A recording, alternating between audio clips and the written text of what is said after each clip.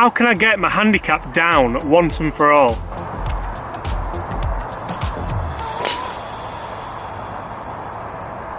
Hitting drives like that'll help. It's the age-old question. If you're practicing, you're playing a lot, why can't you get that handicap down? Why are you stuck at 18? Why are you stuck at 15? Why can't you get into single figures?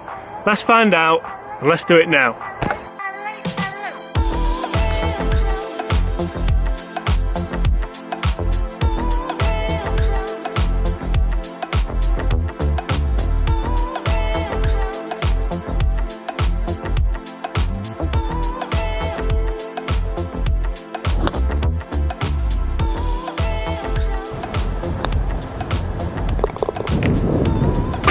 Hi everyone, James Robinson here. If you're new to the channel, make sure you consider hitting that subscribe button. I've got loads of awesome golf related content coming your way. The channel is growing pretty much beyond my wildest expectations so far, and I'd love you to be a part of it. Now let's get back to the video on how you can finally lower that handicap. As always in my videos, I want you guys to be a part of it. In this video, I want you to comment below, what is your handicap? Is it on its way up, or is it finally on its way down?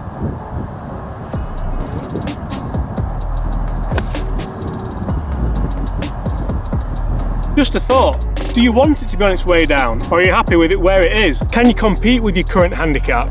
I have spoken to a few people and they say when they got to a certain handicap, like they got to single figures or they got to 5 or 6, and it sapped the enjoyment out of the game. It became more of a chore than an enjoyment. Sometimes you have to remember why you play.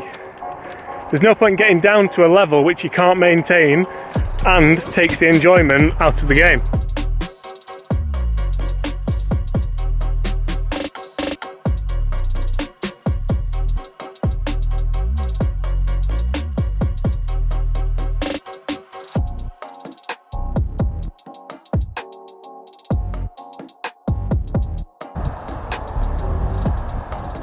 But to those people who want your handicap to come down and are desperate to get better, you've got to ask yourself, are you doing the right things?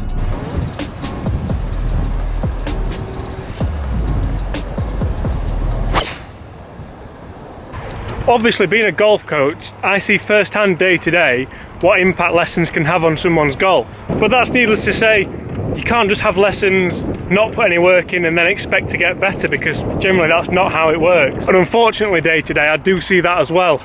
The people who come for the lesson and don't touch a club for a week or so until they're playing the medal on Saturday. That's not going to work for you if you're wanting to get that handicap down.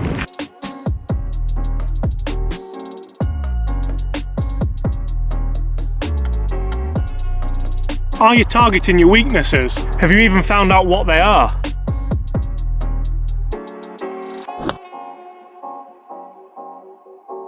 What's your short game like? How about your long irons? What about bunkers? Are you any good off the tee? What about flop shots over bunkers? All these things, write a list and mark yourself out of 10.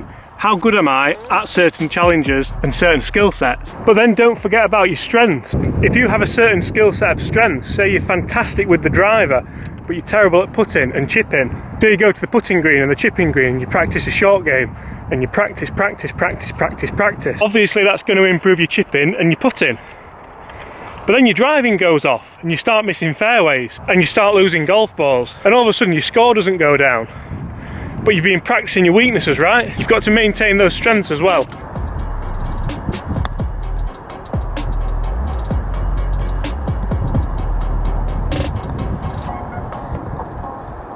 What are your targets? What are your goals? Are you setting those goals maybe a little bit too high? If you're working full time, is scratch a realistic target? How much time do you get to practice? How much time do you get to play? Do you play once a week, twice a week? Most people are lucky if they get to play 3 times a week. Factor in their 1 or 2 practice sessions and all of a sudden you're golfing 5 times a week. How's that going to go down at home? Are these goals realistic? Maybe you feel like scratch is a realistic target and you do work full time, which is fantastic. Strive for it, work for it, but make sure you're doing the right things. What's your equipment like? Are you using the right equipment for you? Were you fitted for it? Are you using blades because you target scratch? Should you maybe be using something with a bit more forgiveness, maybe a perimeter weighted club?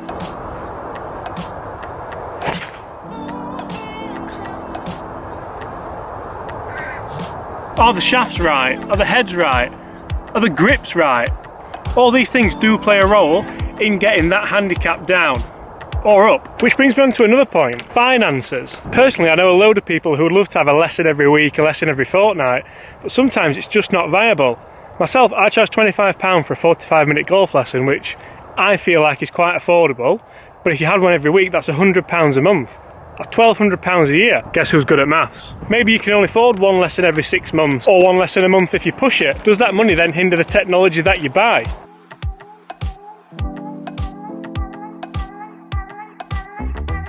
But James, I can do it when I'm with the lads, or when I'm playing with my dad. But when I get a card in my hand, I just can't seem to do it. That's why my handicap's so high. Everyone says I'm a bandit.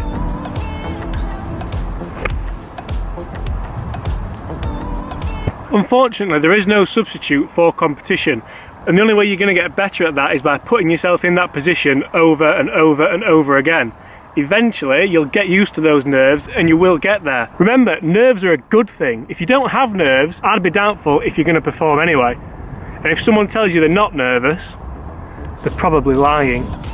If you feel like you're a great golfer but nerves are getting in the way, maybe it's not a coach you need, maybe it's some kind of psychologist.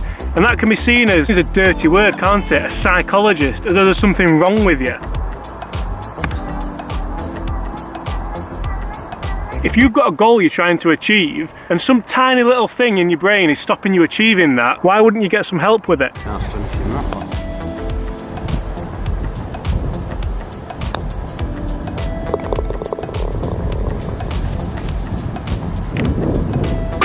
Finally, a birdie.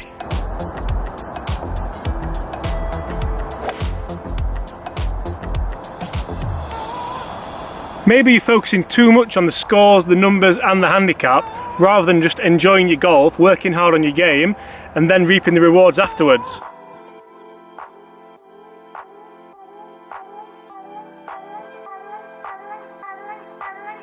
Now, the biggest piece of advice I can give you as a golf coach, if you're wanting to get that handicap down, has got to be: